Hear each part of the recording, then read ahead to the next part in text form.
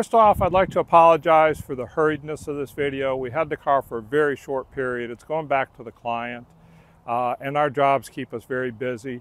It's kind of a double-edged sword. Without our jobs, we wouldn't have content for you. With our jobs, it's hard to produce really good content for you. So sometimes we look like bumbling idiots, and most of the time we really are. But we do appreciate everybody that's subscribed to the channel. We appreciate every like, and I'm going to make it my goal to respond to every comment you all leave us.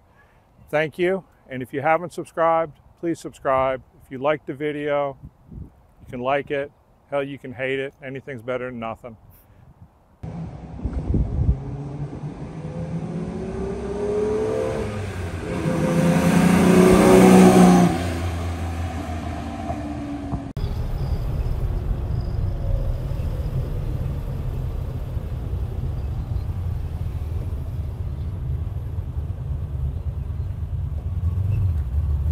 So this 1965 Series 1 330 GT 2+2, this was an American delivered car, so as you can see the gauges are in miles an hour, Fahrenheit, pounds per square inch.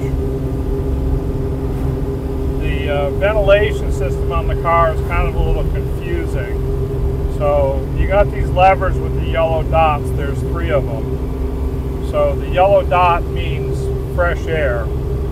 The center one, if you push it up, it just turns these 2 vents off. The outer ones, if you push them down, it turns the defrosters on. And then this lever over here with the red dot, that regulates the temperature by opening and closing the heater control valve and allowing water to flow through the heater hoses. So you also have this brace of rocker switches, which is a departure from the old toggle switches. And they're actually numbered. I mean, they have letters on them, so you can kind of figure out what they are. L is for lights. A stands for autoflux, and you can see there's a light on the dash for autoflux. It's blue, and that's the electric fuel pump. Electric fuel pump's only needed for priming the carbs. It's got a mechanical pump on it, so once it starts running, you have fuel. You got these 2 that are marked D1 and D2, that's your defrosters. And the defroster motors are out in front of the car in 2s, so you have a left and a right. What's this number here, letter here? B. D as in Delta? B as in boy. B as in boy. And that's I. Yep. I suppose I should have studied a little more before this.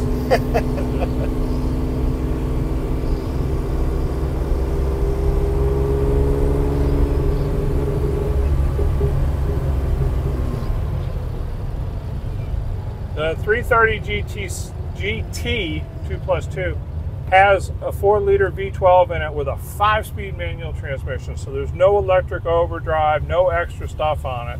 It's just a straight 5-speed. And then because in the 60s everybody wanted to smoke,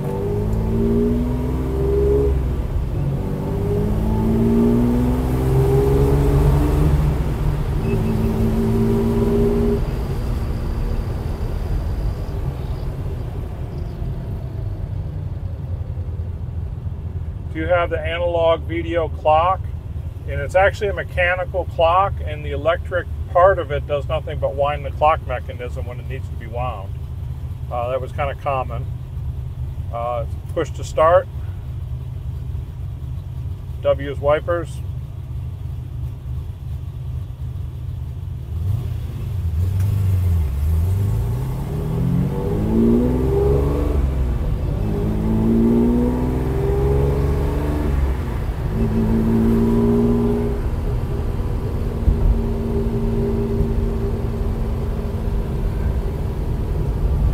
We're actually fortunate enough to have a side view mirror on this car, which I'm not certain if it was born with it, if it was put on when it came to the States as part of DOT or whatnot.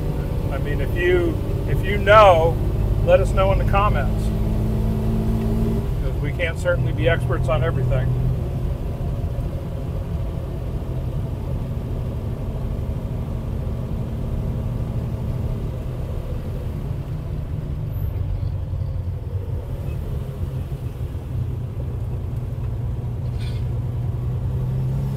But even though the 330 GT doesn't have power steering, it's an easy car to drive.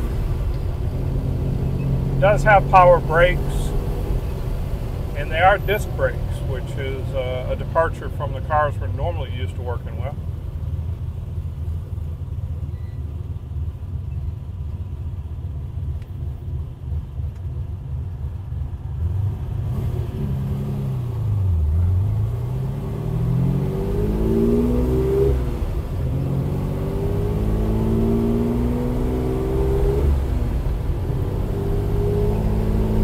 The 4-liter engine has a little more torque than the early cars also.